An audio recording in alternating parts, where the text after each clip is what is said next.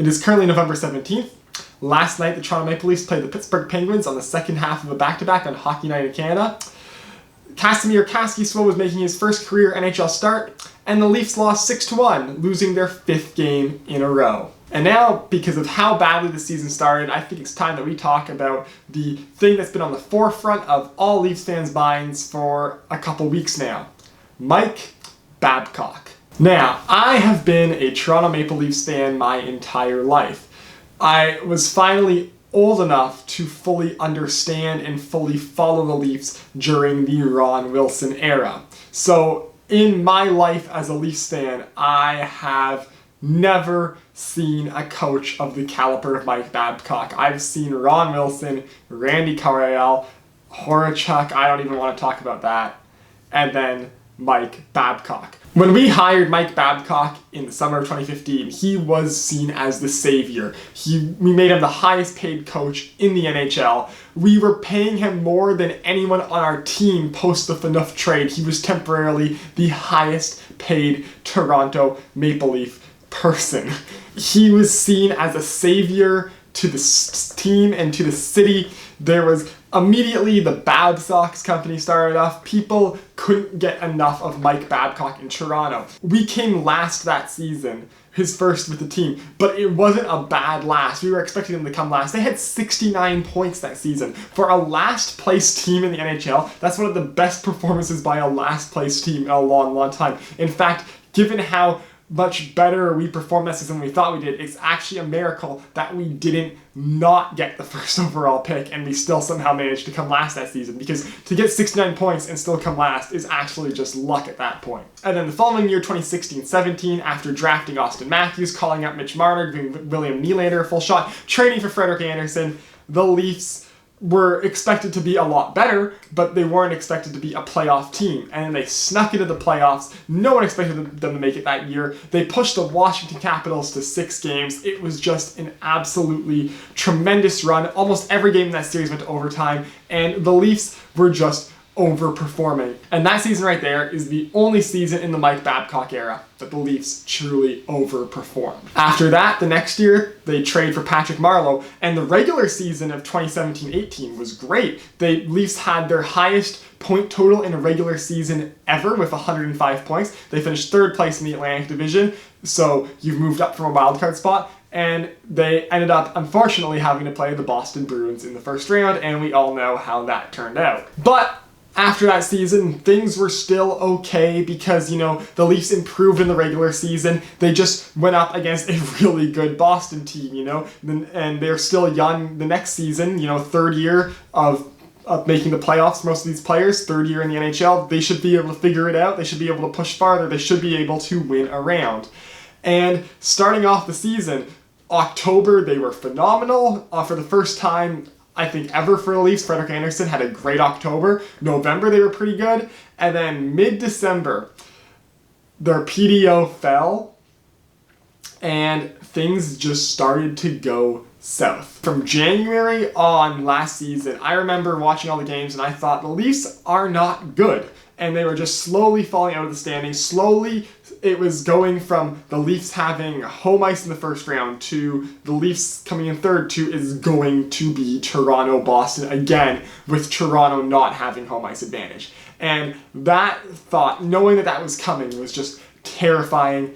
And then it fell to Toronto-Boston 3rd, 2nd, us playing Boston without having home ice. And for a 2nd straight year, the Leafs lose in 7 games to Boston in the first round. Then the problems of Mike Babcock started to emerge, because there was the whole controversy of him not playing Austin Matthews enough in Game 7, him not using Justin Hall, him refusing to play Garrett Sparks, give Garrett Sparks a chance.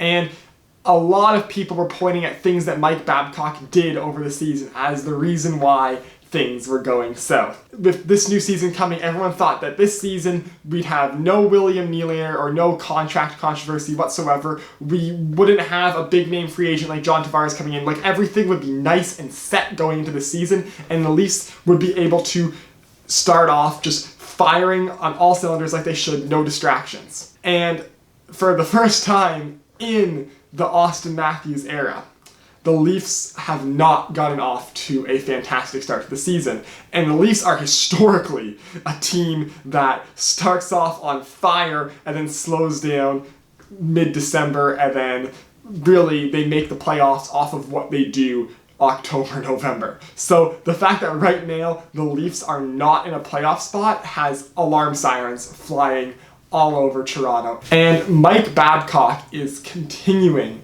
to not change things. He's continually just doing the same thing over and over again and hoping that something changes. He's in games that the Leafs are down, he's playing Austin Matthews and John Tavares both less than 20 minutes a game. And I know everyone's saying, oh, but the Leafs have so many injuries out right now. You have Dermott was out for a bit, Hyman was out for a bit, Marner's out now, Kerfoot's out.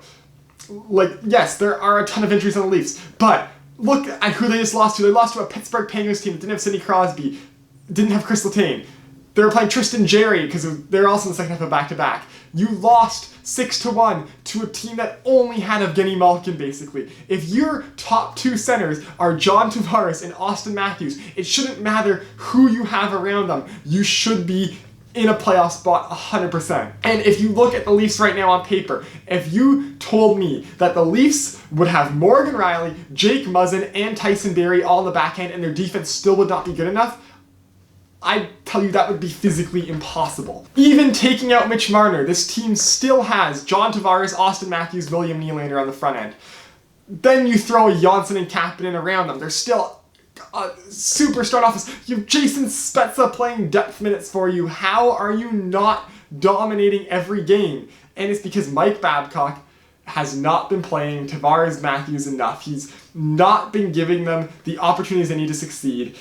The power play is a mess, and I don't know why they can't figure it out. Whenever you see the power play go out, it looks like they have this just like set mentality. It looks like the players aren't being allowed to be given any creativity, and like there's a lot of things about how the players don't care, and it looks like the players don't care, and I feel like that obviously these are highly competitive athletes. Obviously they care. You've seen Austin Matthews when he cares. Austin Matthews, when he scores a big goal and he celebrates, does that look like a guy that doesn't care to you? So I have a feeling that just the reason why they look like they don't care is because they're being so creatively restricted by Mike Babcock that they just don't really want to do it. They're just not having fun. If you think about it, it makes sense because that Leafs team in 2015-16, when there was nothing creatively for them, their top center one night was Peter Holland because Bozak and Kadri were both out, and like JVR played half the season and then he broke his finger or something and they basically sat him for the rest of the season because they were tanking. But it makes sense that that team would overperform with Mike Babcock because they didn't have the talented players. They were able to focus in on getting the job that Mike Babcock wanted them to do done because they couldn't do the stuff creatively that Matthews, Nylander, Marner could do. And because of that, they just were able to buy into Babcock's philosophy. I have a feeling that right now, this team is not built to buy into Mike Babcock's philosophy. Mike Babcock's philosophy will work very, very well with certain teams, but with the Toronto Maple Leafs right now, with this incredibly top-heavy, highly skilled Toronto Maple Leafs, it just will not work. And I think that herein the true problem is just a lack of communication between the coach and the general manager. And I think for a hockey team to be successful, you need your coach and your GM to be on the same page.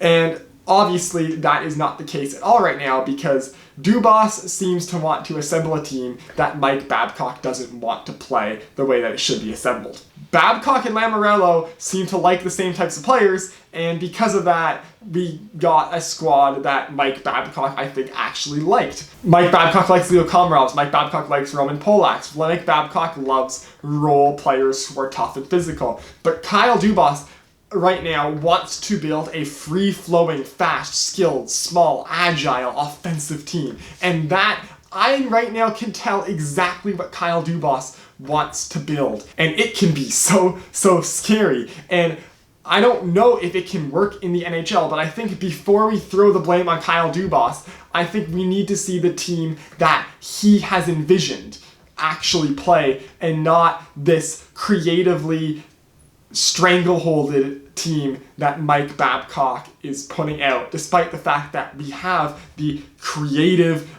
fun team built, but Mike Babcock won't let them play the way they want to. And this sort of thing is what I've always thought is weird about having the coach and GM being such separate positions, because I feel like the coach should be the guy that's going to get new players because the coach knows what type of players that he wants to get, or the GM should have a major say in how the team's coached. I mean, I have the feeling that a coach GM, well, yes, it could be a very large strain on one person to do both jobs. It's probably the best case scenario because you have one guy who knows what his vision is and can go out and get the players and sign the contracts to fulfill his vision. And right now, I think the Leafs have two separate visions going on. You have the Babcock vision, you have the Dubas vision, and it's just not working out. And Kyle Dubas knows that, and he tried to fire Mike Babcock over the summer, but Brendan Shanahan didn't want that. And it's weird because the Leafs front office seems to think that Kyle Dubas is the GM for this team long term. I think Kyle Dubas can be the GM of this team for years and years and years to come. But they're not giving him the opportunity to succeed with Mike Babcock as the head coach, and in fact they're even trying to block him and not let him replace Babcock with a coach that I think he would find better suited for him. And that guy exists. It's Sheldon Keefe, who was the Sault Ste. Marie Greyhounds coach before he was promoted to the coach of the Marlies. He's Kyle Dubas's guy. And we've seen a lot of teams win the Stanley Cup after firing their coach mid-season. The Penguins did it. Heck, the St. Louis Blues did it last year. So this is entirely possible that this team could turn around without Mike Babcock at the helm. And Sheldon Keefe is Kyle Dubas's guy. I think him and Dubas understand what each other want. I mean, they won a Calder Cup with the Toronto Marlies together, basically, because when Lou Lamoriello was the GM of the Leafs, Dubas had control of the Marlies, and Sheldon Keefe was his guy that he put there. And I just have a feeling that those two guys have the level of understanding, and I think Sheldon Keefe will play the style that Dubas wants, and I think that with that, I don't know if it'll succeed, but I think it has to be better than what we're getting right now. And you can tell that this is a common thought shared amongst many Leafs fans, because right now, if you go on Sheldon Keefe's Wikipedia page, someone has edited the bottom line of his section of the Toronto Marlies saying, Keefe is expected to be named the head coach of the Toronto Maple Leafs following the imminent release of Mike Babcock, which, wow, I've never seen someone change a Wikipedia page prior to someone's firing saying that they're going to be gone and that this guy's going to replace them. So this shows, I think, that Leafs Nation and the fans generally want Sheldon Keefe to be the new coach of the Toronto Maple Leafs. Now, all of this does not change the fact that Mike Babcock is a terrific coach. I think given a team that he wants, Mike Babcock is still one of the best coaches in the NHL. But right now, Mike Babcock and Kyle Dubas just are not on the same level, and Kyle Dubas has assembled a team to play the Kyle Dubas way. He's assembled, again, this fast, agile team, and that's not the Mike Babcock way. And I think that Mike Babcock's time in the NHL is 100% not done. I mean, I think it would be hilarious if he retired right now and then he was the new Coach's Corner guy because Don Cherry just got fired, and I think Mike Babcock on Coach's Corner would be hilarious. But all in all, I still think Mike Babcock is a good NHL coach. He's just not on a team that's designed to play Mike Babcock hockey. So yeah, those are my thoughts on the Mike Babcock situation. Tell me what you think should happen to him and what the Leafs should do down below in the comments. If you like this video, hit like. If you want to see more of my stuff, hit subscribe. Follow me on Twitter. Link is down below in the description. And I will see you next time. Hopefully when the Leafs are not in the midst of a 5-game losing streak.